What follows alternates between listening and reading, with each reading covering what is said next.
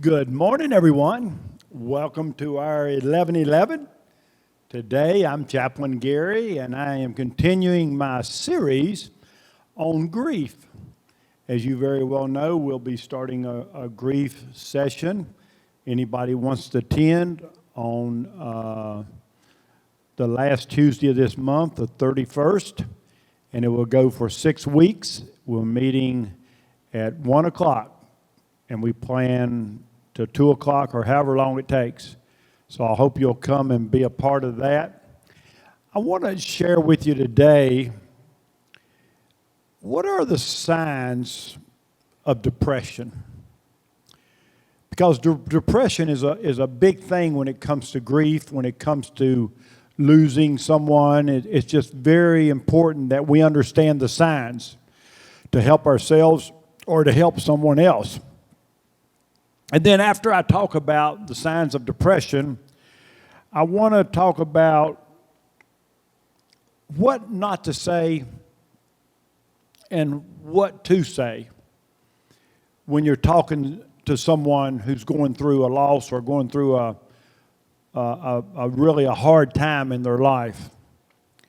So, first of all, there are 10 signs of depression.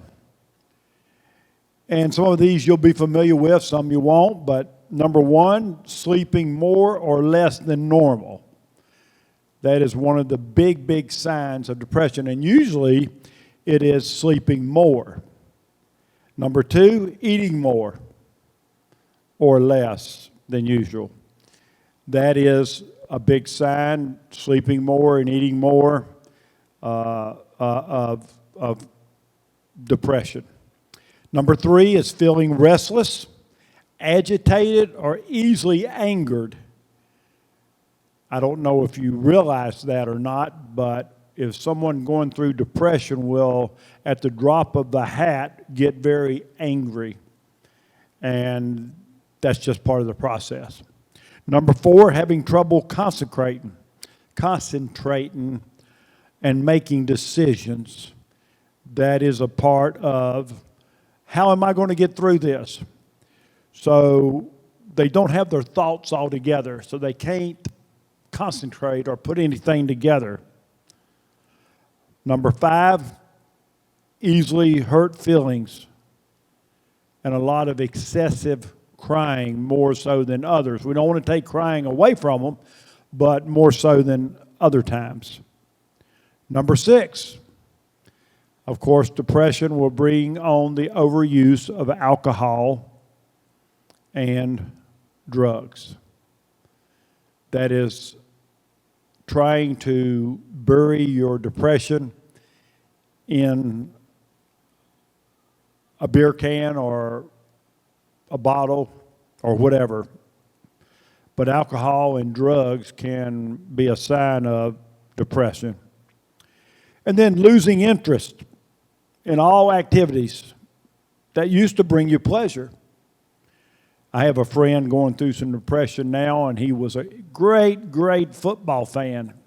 And I was just talking to him the other day about, football season starting, and we're going to see some games now. And he looked at me and said, I could care less. But that used to be part of his recreation, part of what he loved to do. He's going through a lot of depression there. Self-neglect. Not keeping up with your bathing habits, your cleaning habits, getting a haircut, things like, what did I used to do? What am I doing now for cleanliness?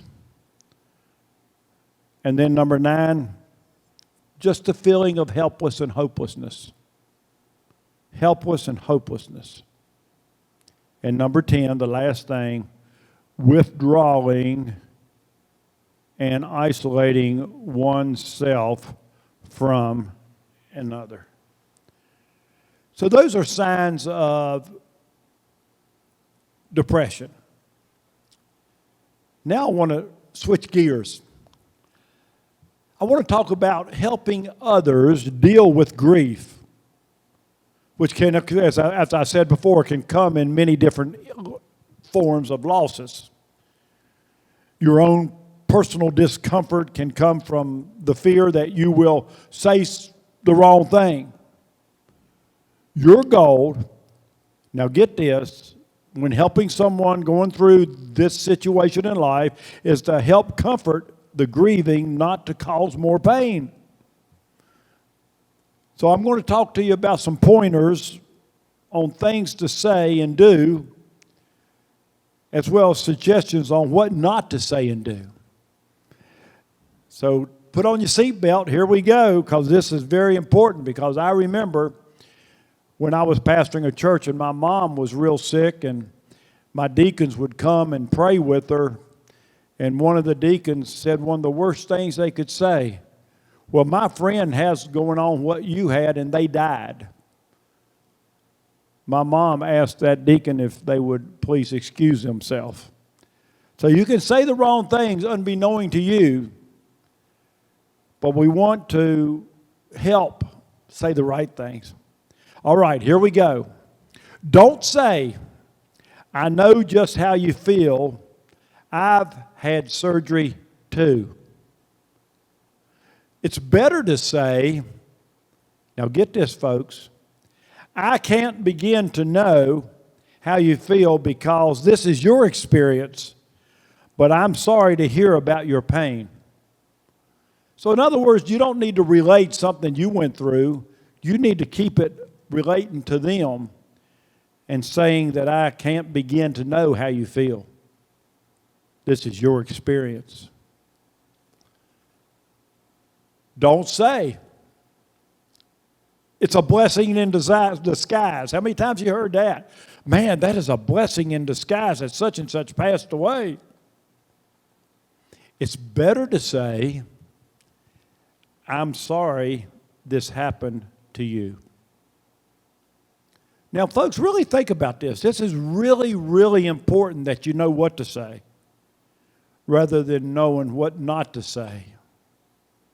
So don't say, I know just how you feel. Or don't say, it's a blessing in disguise. And then another one, don't say, there's a lot of people worse off than you. You've heard that before too. You probably said it before. There's a lot of people worse off than you. Folks, it's better to say, I can tell you how painful this must be for you, and that's your heart sick. In other words, identify with what they're going through. All right, next. To hurry the grief process up, don't say, life goes on. They would want you to move on if someone important died in your life. It's better to say, this must be a terrible blow, and I know it's hard to adjust to change. I remember back when I was young in the ministry and had a lot of energy, not to say I don't have it now, but I'm a little wiser in what my words are. But I had a couple going to my church, and they were in their early 40s. She got cancer and died. And I did the funeral, and as we was walking away from the cemetery, I put my arms around the husband who had just buried his wife, and I said those infamous words, she would want you to carry on, for life goes on. Wow. I thought he was going to smack me upside the head.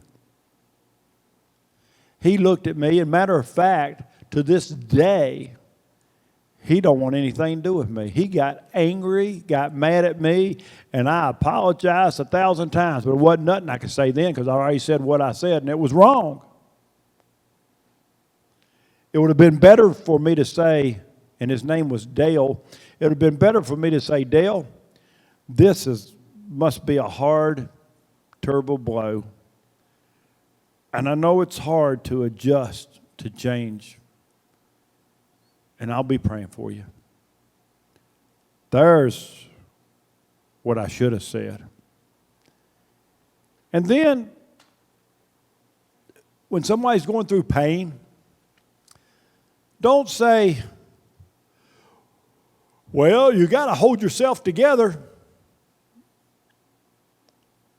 It's better to say, it's okay to fall apart sometimes.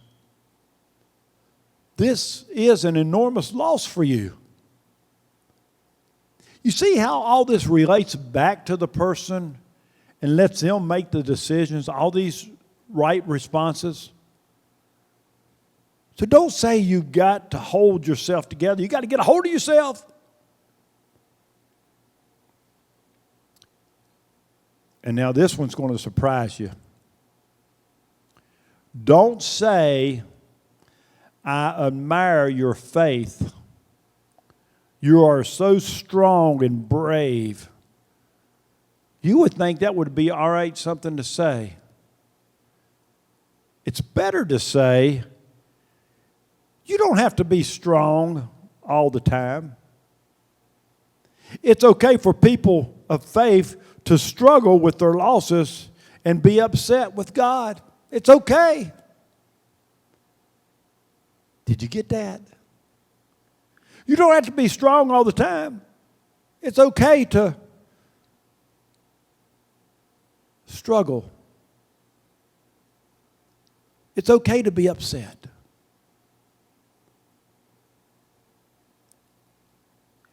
Here's another thing you don't say. You don't say, you'll get over it. Time will help. You ever said that to somebody? It's better to say, it probably seems like you're never happy again. Is there any way I can help? It probably seems you're never happy. And now this is not immediately after. This is a few months down the road. Is there any way that I can help? Think about these, folks. We don't want to open mouth and put foot in. We want to help the people who's going through this. We want to say the right things.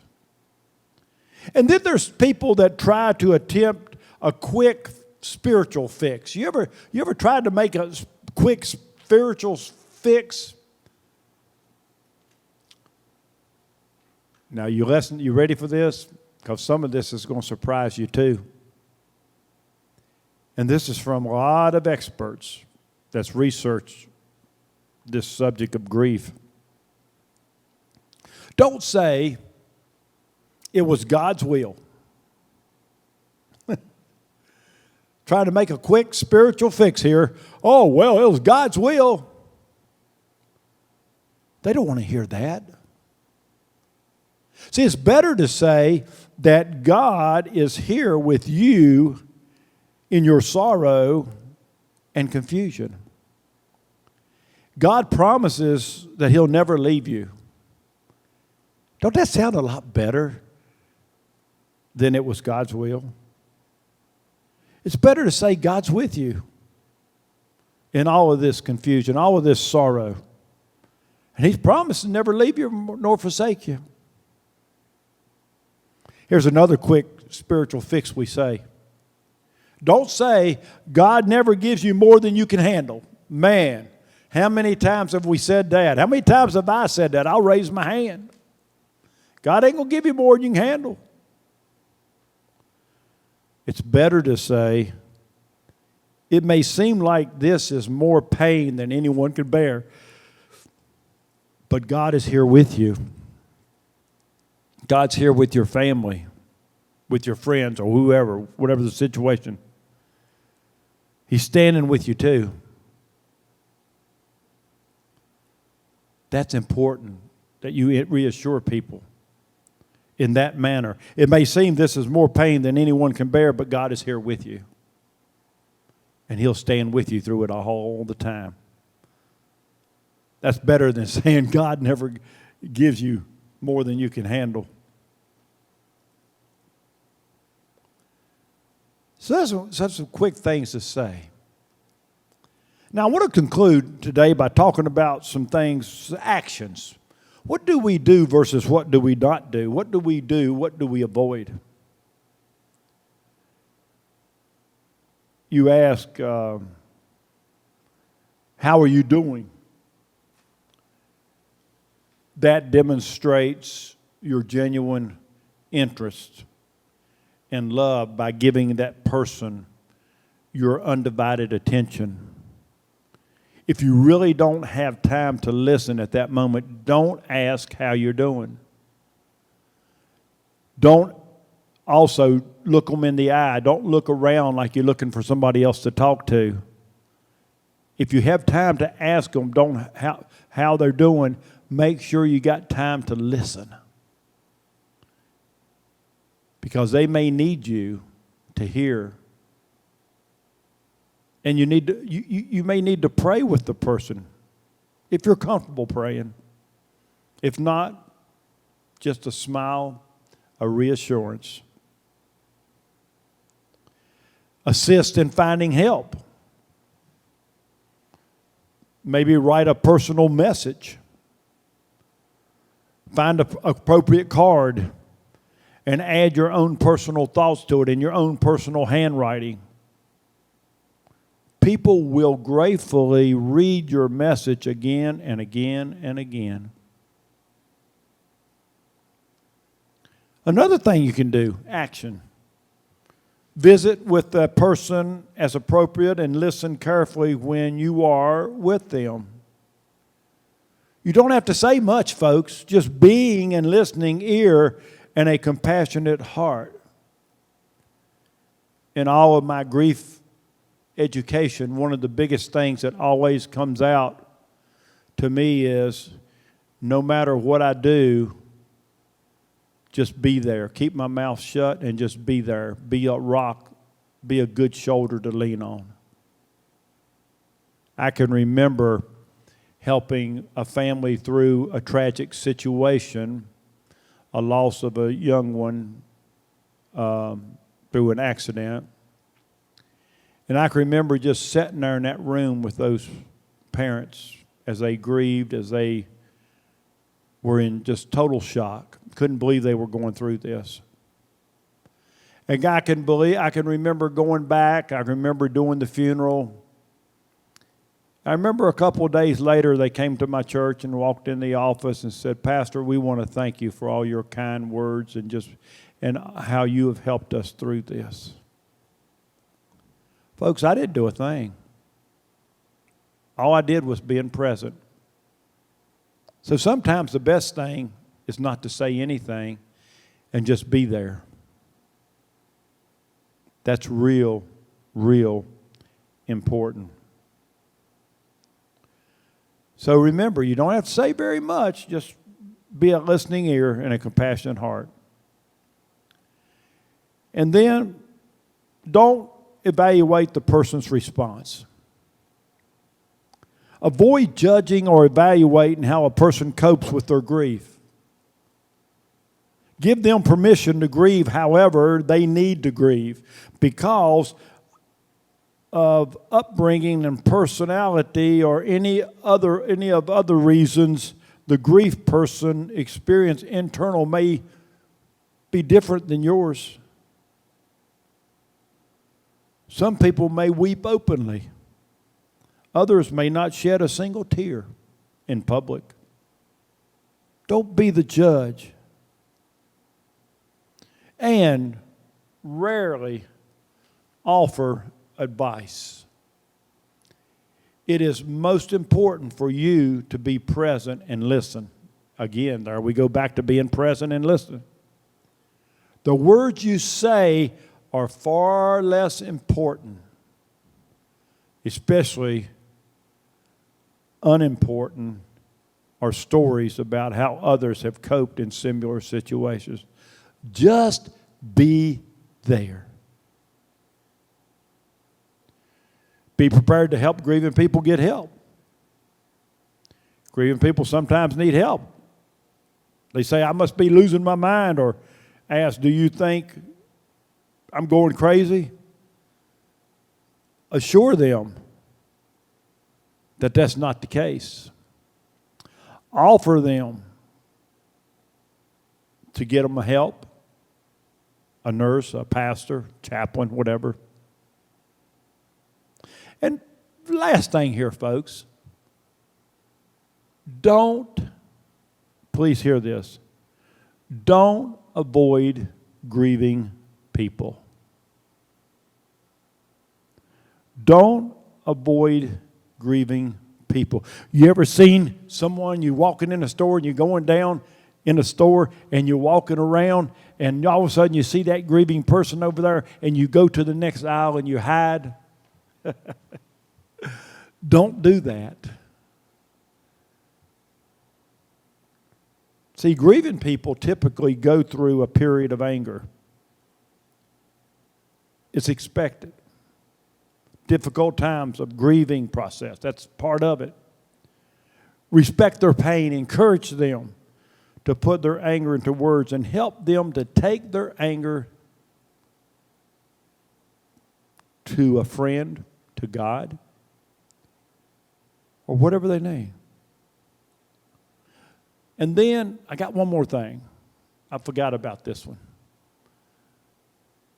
Recognize, now please hear this, and I'm closing with this. Recognize that you cannot fix it. You can be a help, but you cannot fix it.